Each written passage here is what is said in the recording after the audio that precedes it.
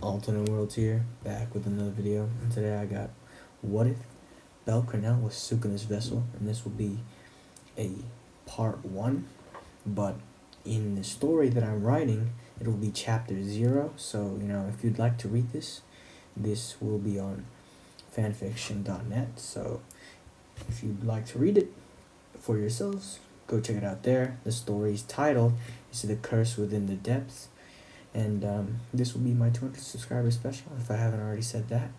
But thank you guys for helping me reach this far. I never expected to reach this far, but we did. So thank you all for that. But enough of all that talking.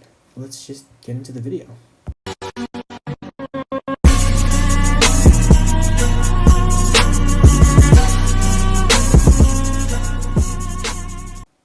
Chapter 0: The Cursed King of the Dark Age.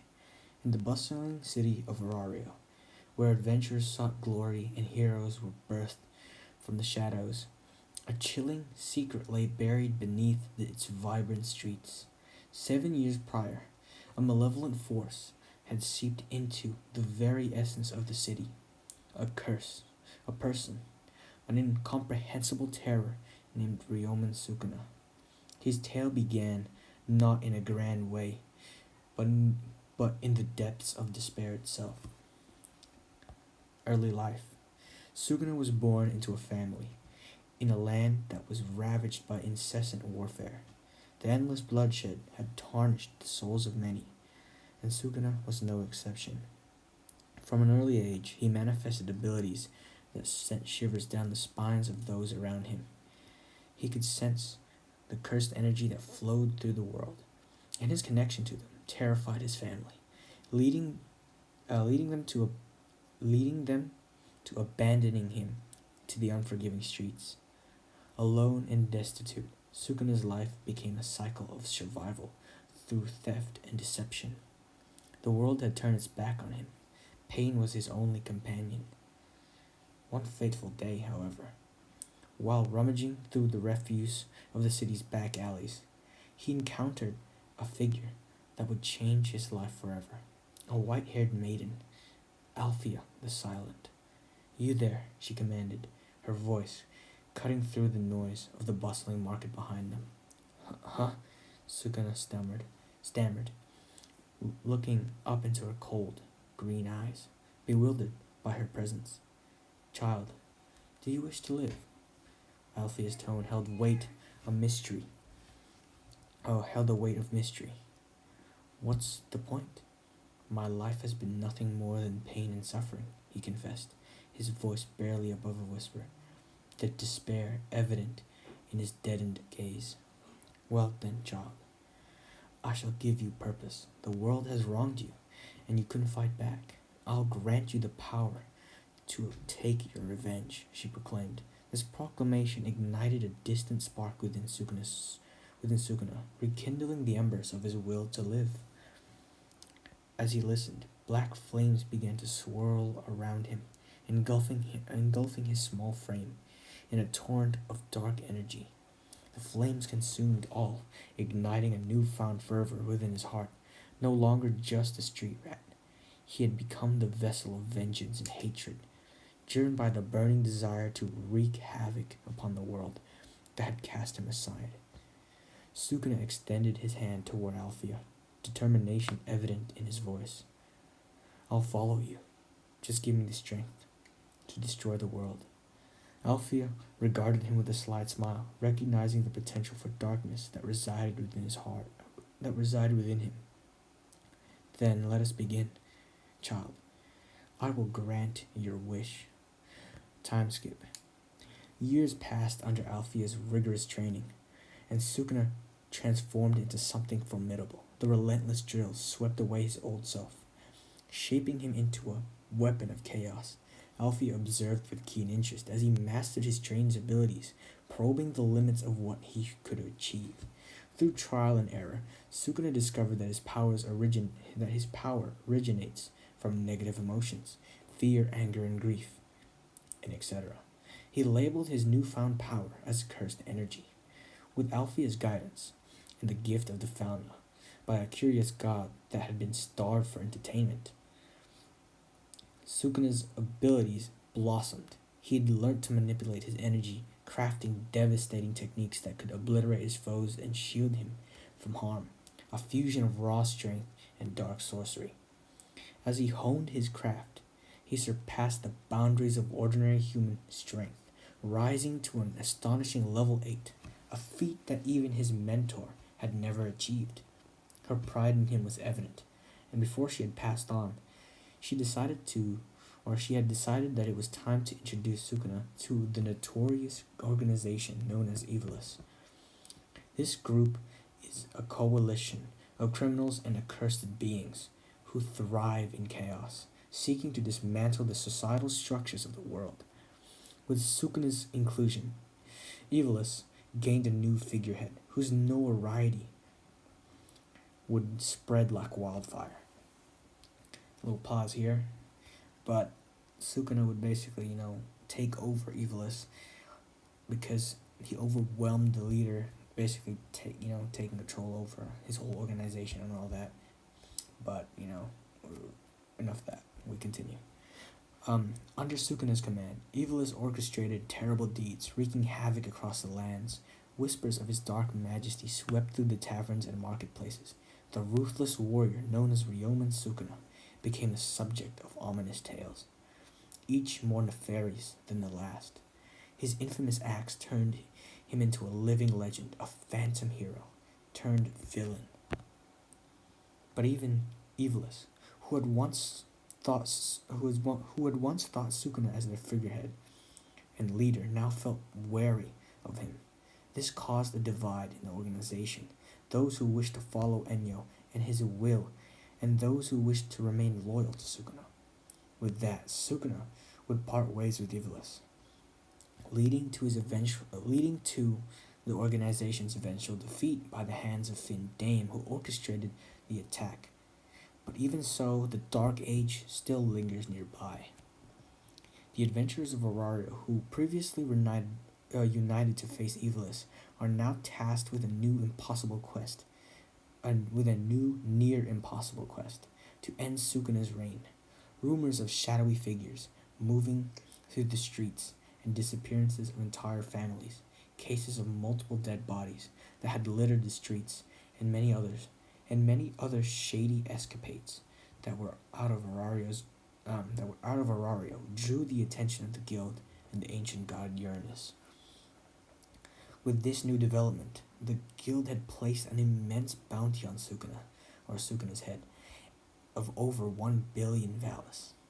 Anyone who kills Ryomen Sukuna will be rewarded handsomely and will be given hero-like status, they proclaimed. But even so, many of the bravest still hesitated to challenge the living embodiment of fear. As the whispers of Sukuna's bounty made its way through the dark alleys and shady taverns, the adventurers of Aurario spoke in a hushed tone. They feared Sukuna, his overwhelming might, smothering their hope. But in times of need and desperation, people always call out for a hero. And in this case, heroes arose from the depths of the darkness. Aurario's two most prominent familias, known as the Loki and Freya familia, banded together through their shared ambition to lead the people and the world out of Sukuna's tyranny. Fin Dame, a golden-haired Palom, had been declared the leader of said coalition. Alongside him was the king, Otter, and the Knight of Knights, Leon Vardenberg. Apologies if I butchered that last bit, but we continue. These two were the cornerstone of the coalition's strength, Otter being the absolute defense and Leon being the absolute offense. Though Leon wasn't a part of the Freya or Loki familia, he decided to step in and help them finally vanquish the looming threat of Ryomen Sukuna. In the assembly hall of the Loki familia, a meeting was being held. "Enough is enough," Finn declared, his voice cutting through the air in a commanding tone.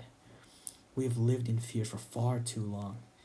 We have allowed ourselves to be overrun by a tyrannical being that holds no empathy for life as a whole. We have suffered for far too long, but I say no more. The silence, say no more. The silence that consumed the room had told Finn everything he needed to know. The silence wasn't due to awkwardness and fear, but through mutual understanding at Finn's words.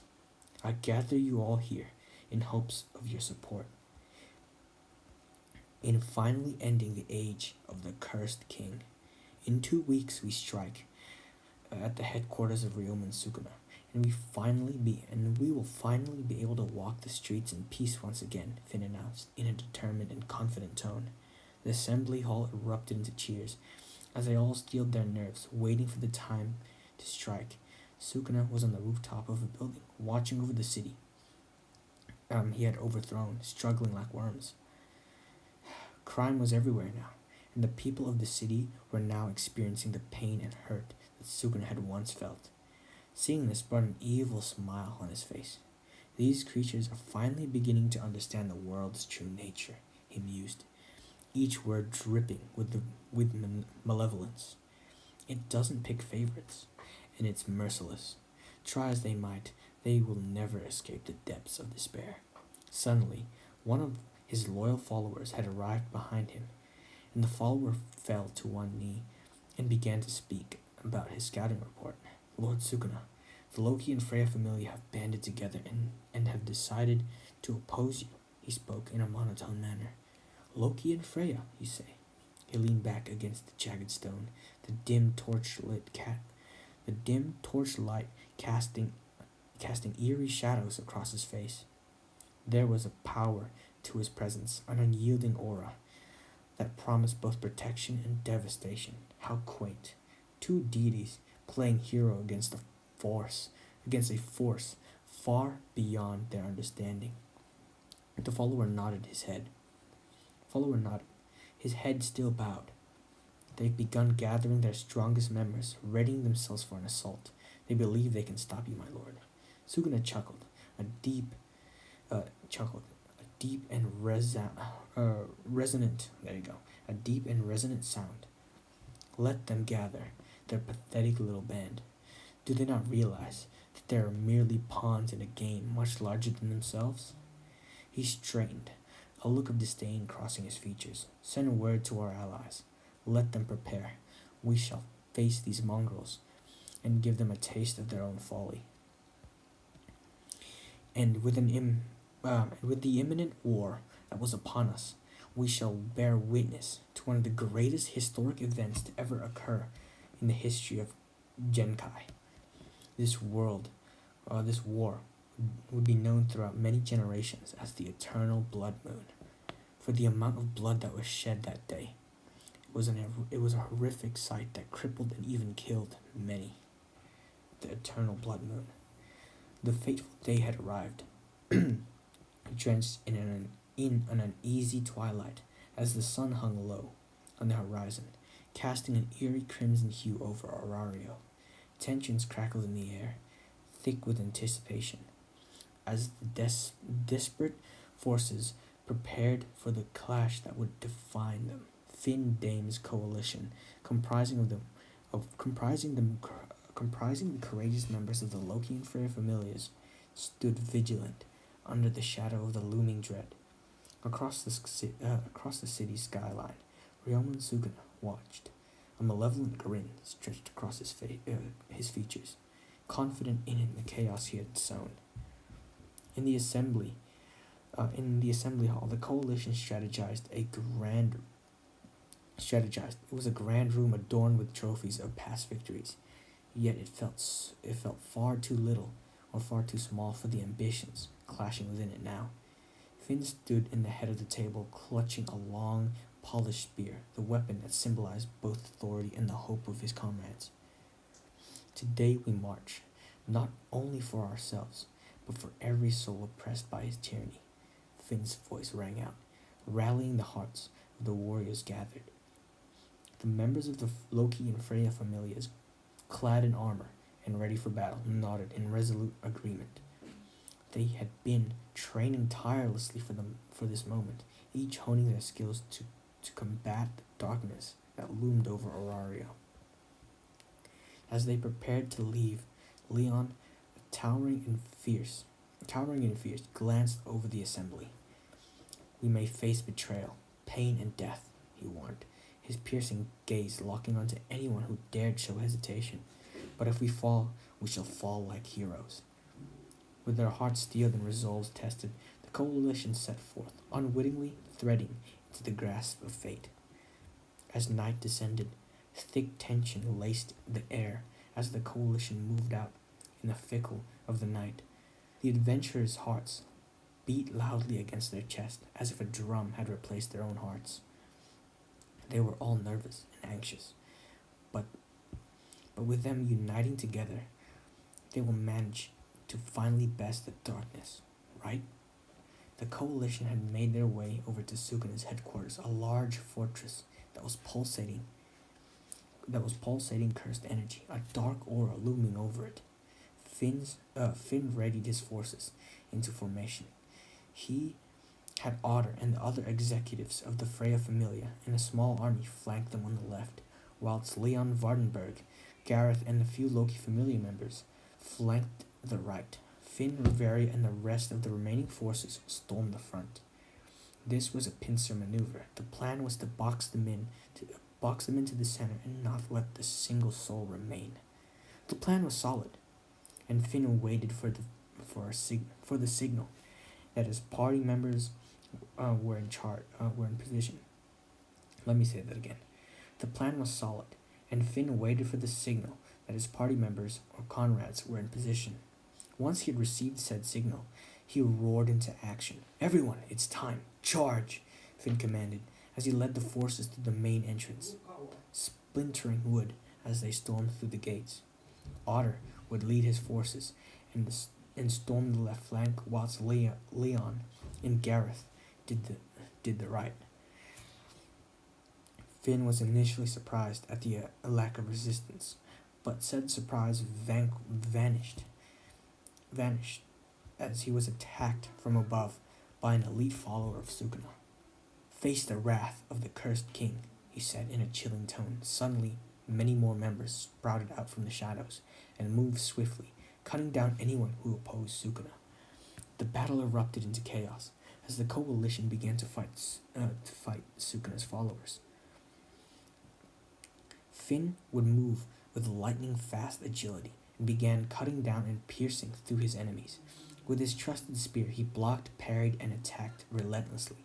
Many others also fought, determined to win this war, but many have also fallen in the battle for both sides. In the background of all the chaos happening, Riveria began to chant her magic spell. "Harbinger of the end, the white snow, blow with the wind before the twilight," she chanted. Finn noticed this and informed his forces to fall back and allow Riveria to cast their magic. Closing light, the freezing land, blizzard, the 3 severe winters. "My name is Alf, Winfimbleventure." She spoke the last bits of her incantation. Suddenly, an extreme cold hovered over the battlefield, and in that same instant, the battlefield had turned into a winter wonderland, leaving only the coalition and Sukuna unharmed. Finn would see Sukuna glaring down on them from his throne of skeletal bones. "Sukuna, it's over. Your forces have been thwarted, and it's only you who remain. Surrender yourself now," Finn commanded, stepping forward. Otter and Leon stepped forward beside Finn, readying for their final clash. Suddenly, a maniacal laughter boomed throughout the battlefield. "Oh, dear Finn, how foolish can you be? Surrender? Why should I surrender?" Sukuna's booming voice spoke out in anger and annoyance. "It should be you who surrenders to me," he spoke out in a much quieter tone. Before Finn or anybody else could speak, Sukuna made a gesture with his hands, placing them together, and the adventurers would watch in bated breath, waiting to see what would happen or what would unfold. But this would be their gravest error. Sukuna would flash them a malevolent smile as he brought his hands closer to his chest. "Now, die," he muttered out. "Domain expansion. malevolent shrine. And with that, a dome of cursed energy would form around the whole coalition. The world around them, distorted and warped. It turned into a dark, murky place, with blood staining the floor below. A massive shrine could be seen, with Sukuna at the front of the shrine. "Bye, bye," he said mockingly, giving them a little wave just to rub the salt into the wound. The adventurers fell into the pits of despair. It was all over, until a visible crack could be seen at the very top of the domain. "Huh!" Sukuna would exclaim in disbelief. Impossible! All of you should have been trapped." Sukuna would then look back at the coalition, only to see Finn and Otter smirking. He then realized it too late. Leon Vardenberg was gone. Earlier, as Leon stood poised at the edge of the chaos, he felt a rush of adrenaline coursing through his veins. Ignited by the tension that radiated from the fortress, Sukuna's calm demeanor sent chills down his spine. A disquieting confidence that solidified the whispers of dread creeping through his mind. When the sinister figure of Sukuna began to bring his hands together, an instinctual alarm blared within Leon. He could sense the dark energy gathering around the cursed king, the oppressive aura thickening as the shadows grew. It was palpable danger, one that threatened to swallow them all, and Leon knew if he stayed, his life would have been lost alongside his comrades. So Leon would make a retreat, not to leave his comrades behind, but to save them. In a split second, he slipped away, moving with the agility of a shadow, his figure melding into the chaos. Leon emerged from the fortress and barely managed to evade the inevitable attack of the domain expansion. Sorry about this stuttering, but he barely managed to escape the domain expansion as the cursed energy around him erupted. The very atmosphere crackled with the malevolence as the inky blackness enveloped the building, a swirling vortex of despair that threatened to crush all light. "Damn it all," Leon would say, heart pounding fiercely inside his chest. He had just barely escaped from that attack, and if he doesn't act now, everyone will die. So without a moment's hesitation, Leon jumped into action, unsheathing his trusted partner, the Supreme Dragon's Great Destruction Sword. After unsheathing this blade, Leon prepared his strongest attack to shatter through the domain. Afterglow. Leon would rise into the air, and golden light would envelop him as his sword would shimmer, the light of hope that remained in everybody's heart. Bringing the sword down, Leon would roar his emotion. Bringing his sword down, Leon would roar, his emotions on full display. "Now, shatter!" The impact was seismic. The sword would meet the black domain of cursed energy with a cataclysmic force, sending waves of light cascading in every direction. Time resumed its flow as the golden radiance engulfed Leon, illuminating the battlefield and igniting hope among the coalition. The present. Sukuna would stare up at the golden light that came down from above, slack-jawed at its very sight. "It's over, Sukuna," Leon declared, slashing downwards, leaving a streak of gold and red in its wake. As Sukuna would be cut down, too shocked at the sight he had just witnessed. Sukuna's vision would be blurred, as the light in his eyes would begin to fade, and the only word he could mutter out was, "How?" Sukuna's body would fall on the ground, lifeless and unmoving. Leon stood over Sukuna's fallen form, breathless, basking in the first rays of sunlight, his silhouette framed against the vibrant hue of the morning. The weight of the moment pressed upon him, the weight of sacrifice, of loss, and now, finally, victory. A silence fell upon the coalition as they Look as they took in the sight, their champion, hero, illuminated by the sun's light, had slain the embodiment of their nightmares.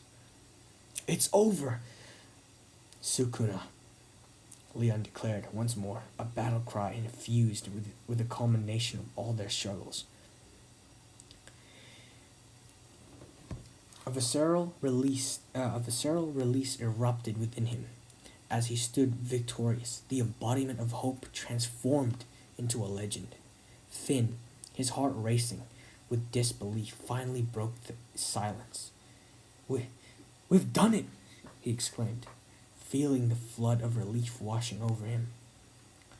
It was as if the chains of dread that had bound the city for years had finally shattered, leaving only echoes of what once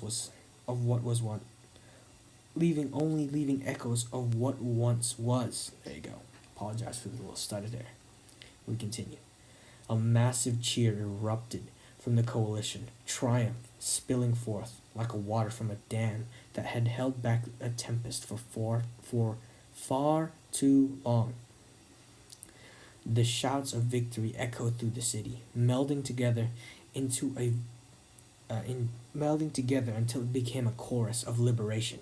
Sukuna is no more, they cried, their voices filled with mixed joy and grief, yet all resonating with the fervent pursuit of solace. As the tales of their arduous fight and wondrous defeat of the cursed king spread swiftly, each tavern, bar, and inn became a hub of celebration. The news was spoken of with reverence. A newfound breath of life and peace was woven into the fabric of Arario. Patrons raised their mugs high, toasting to their heroes and the sacrifices that had paved the way for this moment. The city itself transformed. Decorations adorned the street corners. Festivities erupted in every district as banners were unfurled, musicians played jubilant tunes, and laughter pierced the air. Children were finally able to dance in the street once more, their joy unrestrained, while families embraced, tears of happiness mingling with their memories of those they had lost. In the heart of Arario, a festival is born, a week-long celebration in honor of their brave adventurers who had fought valiantly against a tyrant. Streets once shrouded in fear now radiated with color and light, the essence of joy cascading as if the very earth itself rejoiced in tandem with its people. Countries far and wide received word of Sukuna's defeat, and the celebrations ignited in unison with Arario's. Yet none could match the fervor and joy radiating from the city, where legends were born. Millennia-old rivals were forgotten as communities united in a shared revelry. Friends and strangers alike shared tales of courage and valor, forming new bonds and friendship. But amidst the jubilant festivities, there lingered a reminder of sacrifices made. Each toast and each song held a dual meaning, celebrating the present while mourning the past. Walls that had seen countless losses became echoing chambers for the stories of the bravest souls who had fought until their very last breath, a memory forever invigorated in the city's collective hearts. This tale of heroism will go down in history and be known as the Hero's Requiem. And there you have it, guys. That is Chapter 0. Hopefully you did enjoy that. But I will explain a few things if you didn't understand how Sukuna would have lost. I did make him a little bit way too strong, and he was taught by Alfia the Silent. Hopefully that threw you in for a little bit of a loop. But the only way I see Sukuna losing this fight is if one of them had managed to actually slip away, and that's basically the only reason they would have won that.